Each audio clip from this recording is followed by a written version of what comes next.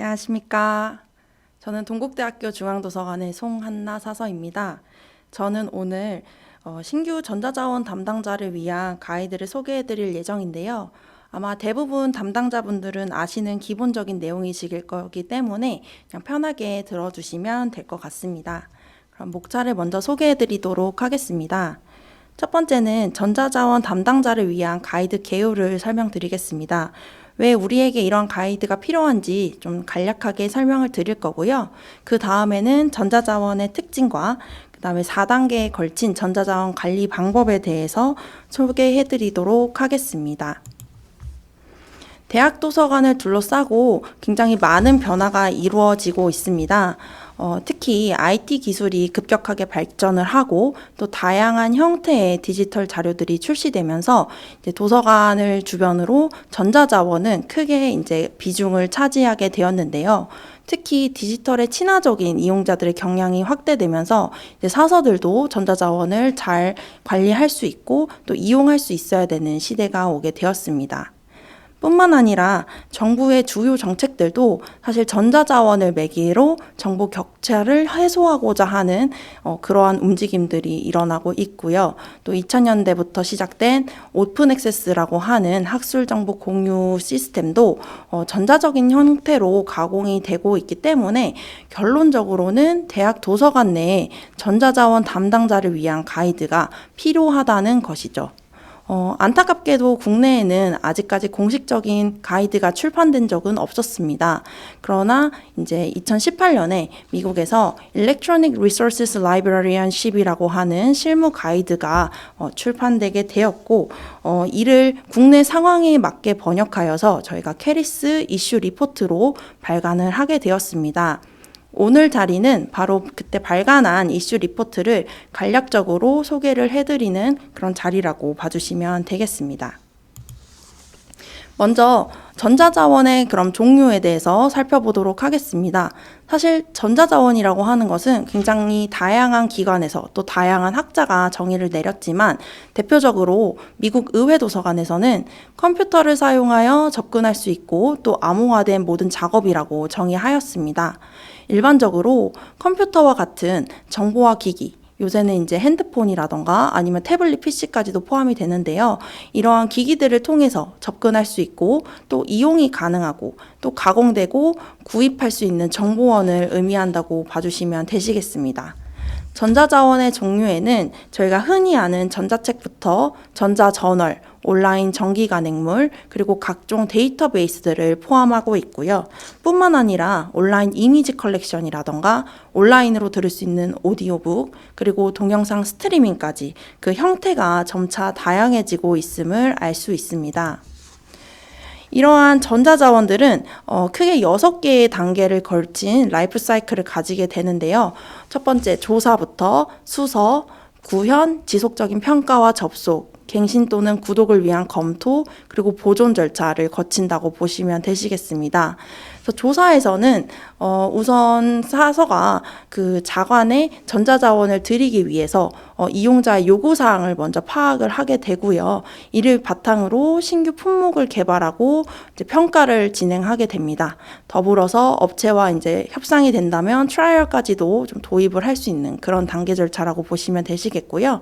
이후에 마음에 들었다라고 한다면 이걸 입수하는 절차를 진행을 해야 되는데요. 이때 이제 수서의 진행 절차가 이루어집니다. 그래서 라이선스나 구독 조건을 협상을 하게 되고 이를 바탕으로 주문을 하게 되는데요. 이때 이제 구독료를 납부하게 되는 그런 절차를 거치게 되죠. 보통은 이제 납부를 하면 거기서 거의 마무리가 된다라고 볼 수 있지만 전자자원은 지금부터 시작입니다. 그래서 이제 구현을 하기 위해서 우선 인증 방법이라던가 아니면 인터페이스 등을 설정하셔야 되시고 뿐만 아니라 이용자들을 대상으로 어떻게 전자자원에 접속할 수 있을지 그런 검색 방법에 대해서 끊임없이 안내하시고 또 교육하는 방법들이 필요하고요. 그 뒤에로도 이제 구현되는 그 기간 동안 그 구독하고 있는 자원이 얼만큼 많이 활용이 되고 있는지 지속적으로 평가를 하셔야 되시고 또 접속은 잘 되고 있는지 오류는 없는지 이런 부분을 지속적으로 확인하시면서 또 대응하셔야 합니다. 뿐만 아니라 수시로 변동되는 공급사의 그런 변경 사항들을 모니터링 하실 필요도 있습니다. 이후 구독 기간이 만료될 때쯤에는 이제 다시 갱신을 할 것인가 혹은 구독을 중단할 것인가에 대한 그런 검토 작업이 필요한데요. 이때는 이용 통계를 수집하고 또 분석하는 가장 기본적인 절차부터 이용자를 대상으로 피드백을 수집하고 혹은 자관에 좀 더 유리한 대체 자원은 없는지 그런 부분들을 비교하여서 구독을 갱신할 것인가 혹은 취소할 것인가를 결정하셔야 되시고요. 이러한 결정 사항을 공급사에 통보하는 것까지도 이제 해당이 됩니다. 전자자원은 사실 물리적 매체가 아니기 때문에 영구히 소장한다고 볼 수는 없는데요. 계약을 맺을 때 영구 접속 계약이라는 것을 맺게 되면 지속적인 접속권을 보장하게 됩니다. 그래서 혹시 자관에서 이러한 경우가 필요하다면 보존을 위해서 영구 접속 계약을 이제 진행을 할 수도 있다. 그래서 이렇게 진행이 되고요. 총 6단계의 주기가 있다고 보시면 되시겠습니다. 사실 이용자는 굉장히 쉽게 전자자원에 접속하곤 합니다. 하지만 이를 위해서 사서들은 크게 3가지 큰 업무를 해야 된다고 볼 수가 있는데요. 먼저 수설을 해야겠죠. 그래서 업체의 종류를 확인을 하고 우리 기관에 어떤 것이 가장 이익인지를 가격 옵션을 파악해서 이제 수서 작업이 진행이 될 것이고요. 이를 바탕으로 우리가 기관에 유리하도록 이제 계약을 진행하는데 이때도 협상이 필요할 것입니다. 또한 이제 협상을 하고 계약한 이후에도 우리 기관에서 어떻게 이를 활용할 수 있을지, 즉 어떻게 인증 절차를 거쳐서 접속할 수 있을지 이러한 것들을 미리 세팅을 해야 되고요. 이를 바탕으로 이용자가 전자자원에 접속한다고 보실 수 있겠습니다. 그럼 지금부터는 전자자원을 관리하는 방법에 대해서 간단하게 소개를 해드리려고 합니다. 관리에 있어서 가장 중요한 것은 아무래도 대학 도서관이 마주하게 되는 업체의 종류일 것입니다. 그래서 업체의 종류는 크게 4가지인데요. 먼저는 출판사입니다. 출판사는 자료를 직접 출판하는 곳으로 직접 출판한 자료를 또 판매하는 것을 이제 주로 진행하고 있습니다. 이러한 계약 형태를 저희는 직접 계약이라고 하고요. 출판사마다 그 제공하는 서비스의 질과 양, 그리고 자원의 규모와 이용 가능 여부는 당연히 다양할 수밖에 없습니다.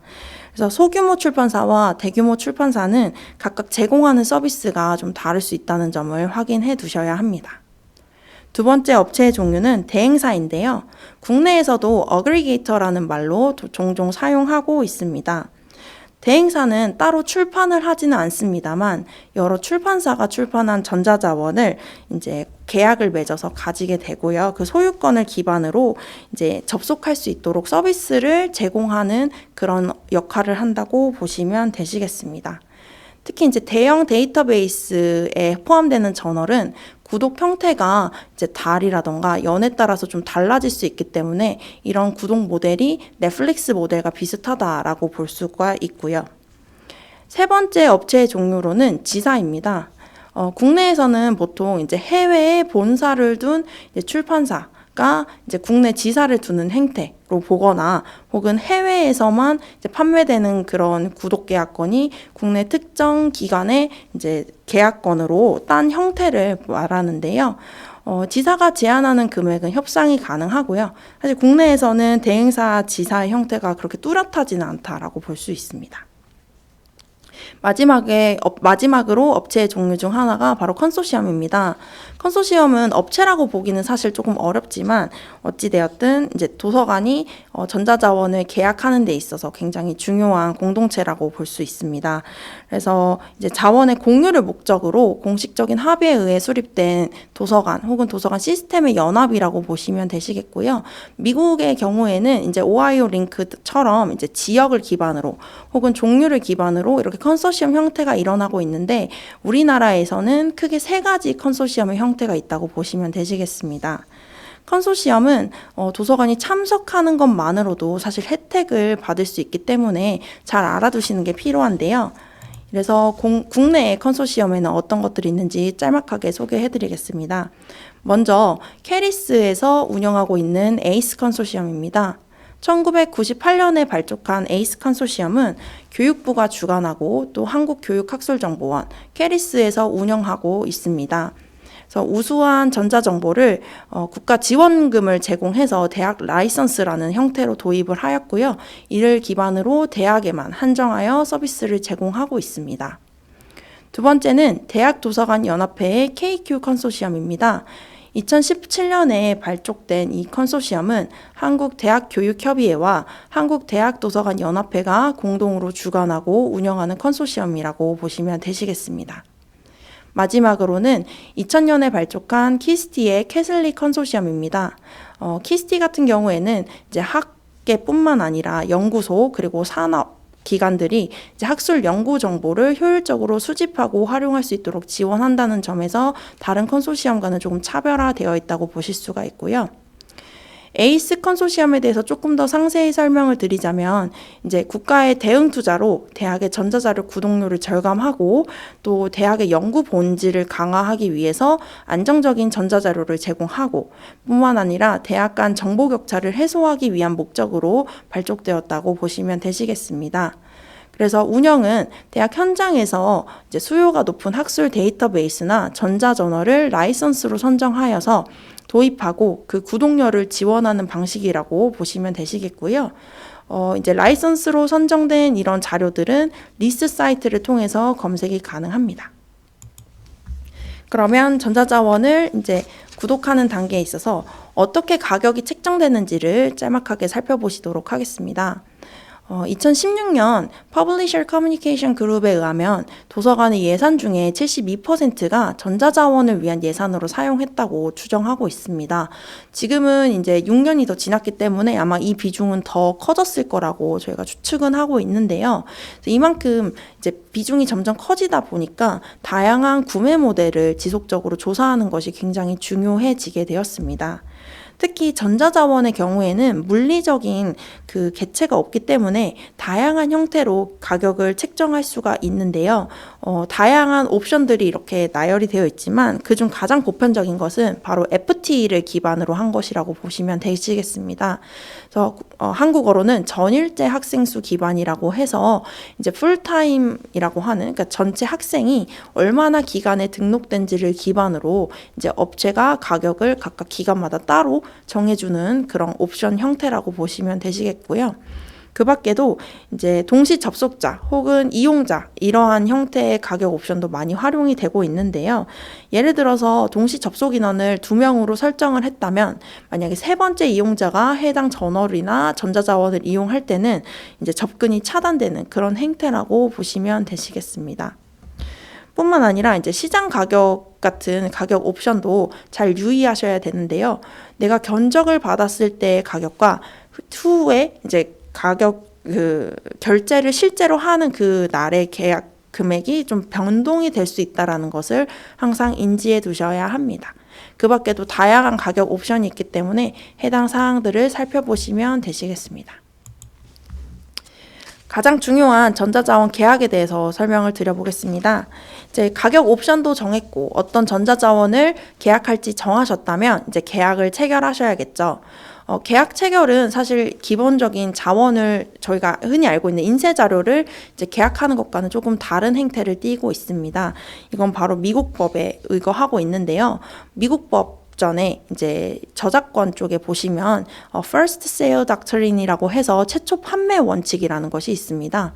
그래서 최초 판매 원칙은 무엇이냐면 개인이나 기관이 합법적으로 취득한 저작물의 사본을 판매하거나 전시하거나 처분할 권리는 있으나 이는 물리적인 항목에만 해당을 하고요. 저희가 지금 다루고 있는 전자자원의 경우에는 이러한 최초 판매 원칙에서의 그런 처분 권리, 판매 권리, 전시 권리를 가지지 못한다는 것이죠. 그렇기 때문에 대부분 저희가 전자자원을 계약할 때는 라이선스라고 하는 것을 통해서 계약을 하게 됩니다. 라이선스는 어떤 것이냐면 이제 어느 한쪽이 무언가를 이용하거나 어떤 종류의 활동을 수행하기 위해 권리를 부여받는 법적인 계약이라고 보시면 되시겠고요. 자원에 접속하여서 하는 재반의 행위, 뭐 예를 들면 인쇄라던가 다운로드 같은 이런 행위들을 할 수 있도록 허가하는 것을 의미하신다고 보시면 되시겠습니다. 그래서 대부분 전자자원의 라이선스를 이제 체결하시게 될 때는 아래 항목들을 바탕으로 이제 체결을 하시게 되는데 보통 이 라이선스에는 먼저 우리가 어떤 품목을 계약하고자 하는지 그 정의를 명확하게 명시해 주셔야 되시고 이 자원을 바탕으로 허용되는 것과 허용되지 않는 것, 이런 용도들을 또 설명을 해주셔야 됩니다. 뿐만 아니라 이 당사자의 역할과 책임, 인지된 위반 행위를 해결하기 위한 방법과 같은 책임, 법적 책임, 또 구제책에 대해서도 설명을 하셔야 되시고요. 제일 중요한 이 전자자원을 언제부터 언제까지 이용하게끔 할 것인지, 또 중단하게 된다면 어떤 방법으로 종료하게 될 것인지에 대해서도 기술이 되어야 합니다. 이를 바탕으로 이제 라이선스가 체결이 되면 각각 서명을 하고 마무리가 되는 것이죠. 구매나 구독의 형태는 굉장히 다양한데요. 이제 대표적인 구매 구독 형태는 제가 여기 이렇게 정리한 것과 같다고 보시면 되시겠습니다. 그래서 전자자원을 구독할 때 이제 첫 번째는 한 차례 구매라는 방식으로도 진행이 가능한데요. 보통 이제 전자책 같은 연속성이 없는 자료들을 구매할 때 이루어지는 방식이라고 보시면 됩니다. 그래서 수요를 기반으로 구매를 하거나 혹은 증거 기반 구매라고 해서 이용자들이 얼만큼 이제 선호하는지 이런 부분들을 기반으로 이제 구매하는 방식이다라고 보시면 되시겠고요. 이제 주로 전기 간행물들을 이제 구독할 때는 연속 구독이라고 해서 이제 이런 형태들이 나타나는데요.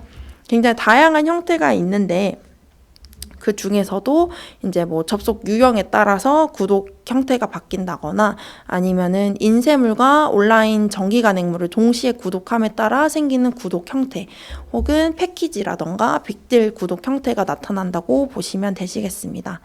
그리고 또한 데이터베이스를 구매하실 때는 이제 단연간 계약을 하심으로써 조금 더 가격적인 면에서 할인 혜택을 받는 경우도 있다라는 것을 알아두시면 되시겠습니다.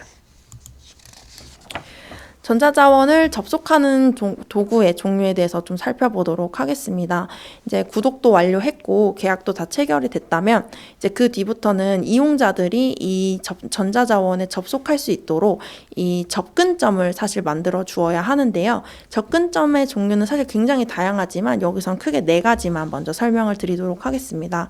첫 번째는 오펙이라고 하는 온라인 열람 목록입니다. 오펙은 서지 정보를 담은 마크를 포함한 데이터베이스라고 보시면 되시겠고요. 카드 목록과 좀 비슷한 형태입니다. 그래서 이제 전통적인 미디어 형태의 자료, 대표적으로 전자책이라던가 오디오북 같은 이런 단품의 자료에 관리할 때는 굉장히 탁월하지만 그렇지만 이제 최신의 자료를 이제 관리하거나 혹은 연속성 있는 자료를 관리할 때는 조금 어려울 수 있다라는 것을 알아두시면 되시겠습니다.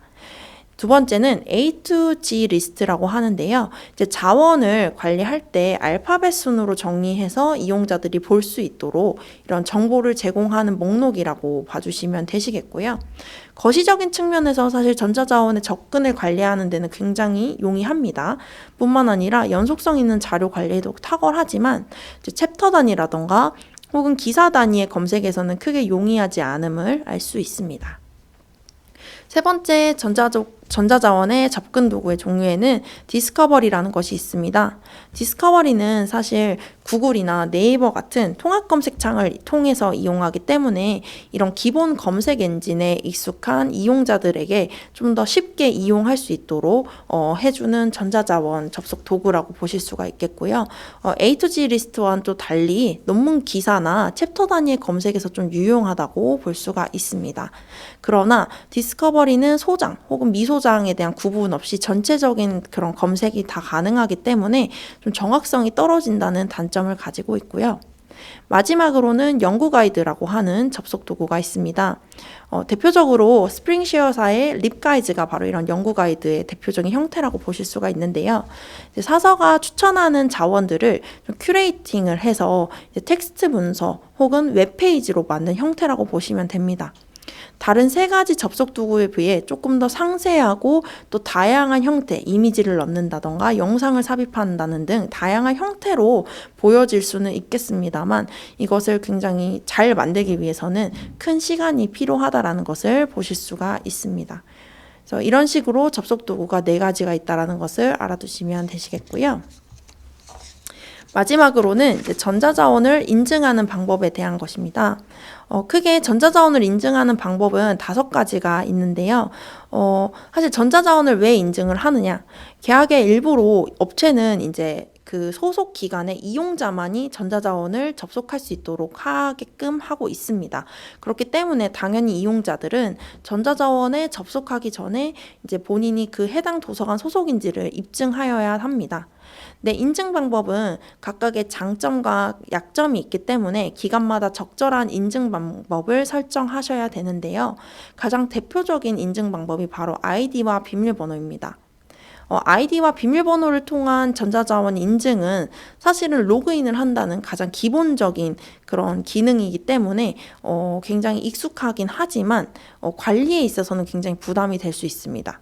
하나의 기관에서 한 개의 자원만 구독하는 것이 아니기 때문에 각각 자원에 대한 아이디와 비밀번호를 생성하고 또 관리를 한다는 부담이 있고요.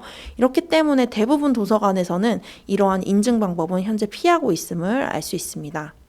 그 밖에도 이제 전자자원 인증 방법에는 IP 어드레스를 기반으로 한 인증이 있는데요. 현재 대학과 전문 도서관에서 가장 많이 사용하는 인증 방법이라고 보시면 되시겠고요.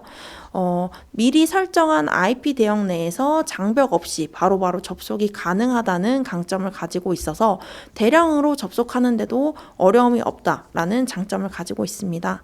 다만 이제 교내 네트워크에 있는 누군가라면 모두가 다 이런 전자자원 접속이 가능하기 때문에 사실은 본질적으로는 안전하지 않다라는 그런 얘기가 있고요.